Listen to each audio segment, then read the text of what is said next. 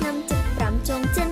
8ខ្មែរយើងគ្មានតន្ត្រីកំឡុងបងអើយរំសារវ័នអូនស្រណងកាឆ្នាំចិត្ត5ចុងចិន8ខ្មែរយើងគ្មានតន្ត្រីកំឡុងបងអើយរំសារវ័នកិនតែអើយធ្វើស្រែនឹងពលកម្មអូក្រិនតកម្មលេខស្គរគ្រួសារអើ